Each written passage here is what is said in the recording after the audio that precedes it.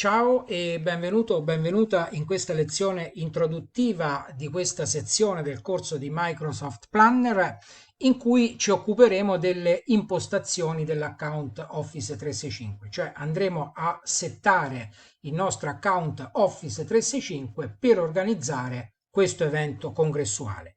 Innanzitutto individueremo quelli che sono gli attori dell'evento congressuale, quindi facendo la lista di tutti gli attori. Io qui in questa attività del mio piano per realizzare questo corso l'ho già fatta e dopo ti farò vedere come l'ho fatta.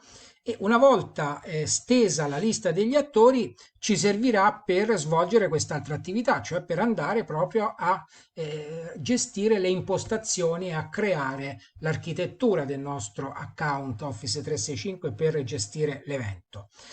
Per creare i modelli di utente, creeremo un modello utente per ciascuna delle categorie di attori. Il modello ci servirà poi per inserire velocemente altri utenti in futuro, perché semplicemente richiamando tutte le impostazioni del modello dovremo soltanto inserire nome, cognome e mail. Poi andremo ad inserire 4 utenti per ogni categoria di attori del processo. Successivamente, sulla base degli utenti che abbiamo inserito, andremo a creare un gruppo Office 365 per ogni categoria di attori dell'evento congressuale, di modo che poi si possano richiamare in blocco non soltanto le singole persone, ma anche i gruppi Office 365, per esempio gli interpreti, tanto per dirne uno.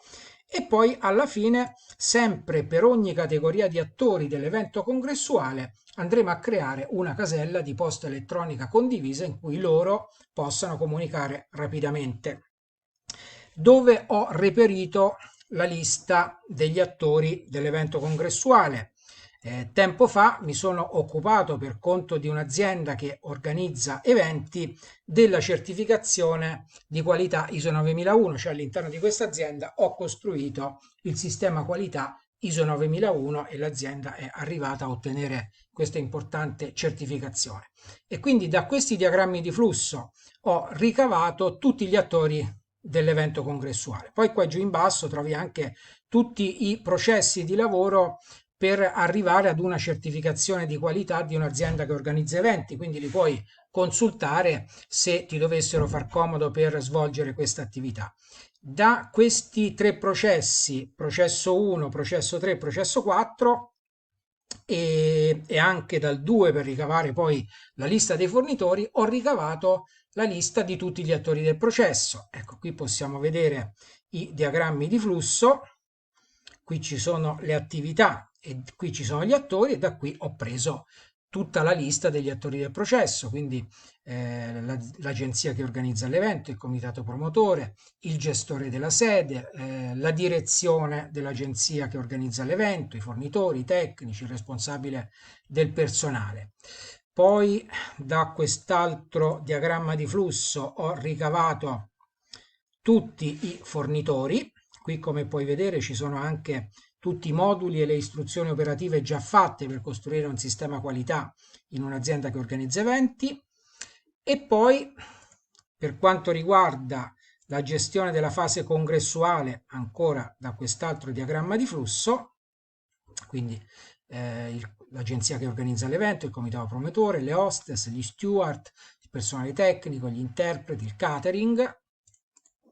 E poi dal processo numero 4 la gestione della fase post-congressuale, anche in questo caso con le attività da svolgere e gli attori per svolgere appunto a regola d'arte anche questa attività all'interno dell'azienda. Ovviamente il sistema qualità serve per mettere nero su bianco come si vuole svolgere una determinata parte del lavoro in azienda, in questo caso per esempio nel processo 1 la gestione della fase precongressuale, di modo che poi quando si va a gestire la fase precongressuale ci sia un protocollo da seguire in modo da far bene sempre lo svolgimento di questa fase importante per l'organizzazione dell'evento.